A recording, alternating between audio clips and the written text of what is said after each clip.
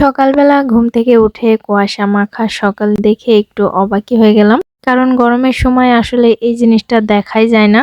তো hello everyone, আসসালামু আলাইকুম। কেমন আছেন সবাই? আশা করি সবাই অনেক ভালো আছেন। চলে আসলাম নতুন আরেকটা ভিডিও নিয়ে। আশা করি ভিডিওটা জুড়ে সবাই আমার সঙ্গে থাকবেন। তো এখন বাজে কিন্তু সকাল ৬টা। আর আজকে আমি সকাল সকাল ঘুম থেকে উঠেছি। উঠেই দেখি চারিদিকে কুয়াশাতে একবারে ভরপুর। শীতকালের একটা ফিল পাচ্ছিলাম। ভাবলাম আপনাদের সঙ্গেও একটু শেয়ার করি, তাই একটু ভিডিও করে নিলাম। তো আমার সামনের এইগুলো কিন্তু পুরাটা মাঠ, ফাঁকা মাঠ। তো কুয়াশার কারণে দেখাই যাচ্ছে না, দেখতে পারছেন। একবারে অন্ধকার হয়ে আছে আরকি। তো শীতের সময় যেরকম হয় সেরকমই কিন্তু দেখাচ্ছে একদম। যে পরিমাণে গরম তাপমাত্রা বাড়তেছে তার ভেতরে কিন্তু কুয়াশাটা আসলে একটু অন্যরকম লাগে। আর গ্রামের রাস্তাটা কিন্তু অন্যরকম। আর আমাদের বাড়ির সামনের রাস্তাটা কিন্তু কাঁচা, সেটা একটু দেখিয়ে দিলাম। সবুজে ভরপুর চারদিকে, দেখতে বেশ ভালোই লাগছিল। তার ভেতরে আবার কুয়াশা।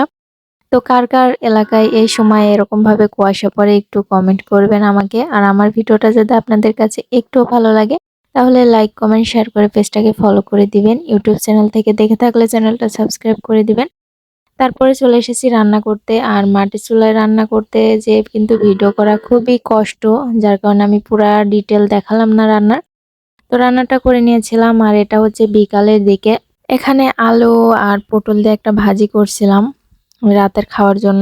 তো ভাজিটা আমি আগে বসিয়ে দিয়েছি। আর ভাজি করতে করতে চিন্তা ভাবনা করলাম যে ভাজিটা যেহেতু করতেছি, সঙ্গে কিছুটা রুটি বানিয়ে নিই। তো গ্রামের মানুষ কিন্তু গমের আটার রুটিটাই বেশি পছন্দ করে। আর এদিকে দুধ জাল দেবো, রেখে দিয়েছি। তো আমি গমের আটার রুটি বানাবো। আর গমের আটার রুটিটা বানানো কিন্তু আমার কাছে সহজ মনে হয়।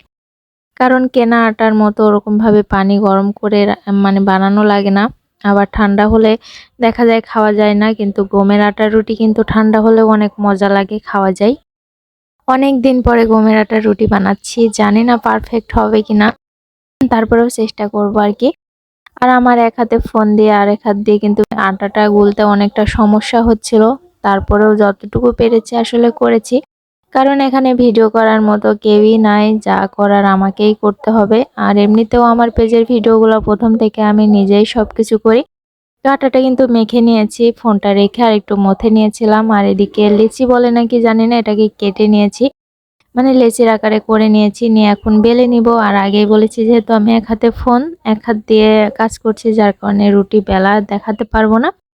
তো রুটিটা বেলে থেকে নিব। তারপরে দুধটা জাল দিয়ে নেব। এই হচ্ছে রাতের বেলা রান্না বান্না। আর গ্রামে এসে ভিডিও করতে কিন্তু অনেক অসুবিধা হচ্ছে, কারণ একা একা কিন্তু সবকিছু করা যায় না। তো এই যে দেখতে পাচ্ছেন আমি সবকিছু গুছিয়ে নিচ্ছি সুন্দরভাবে। তারপরে রুটিগুলো বেলে নিব।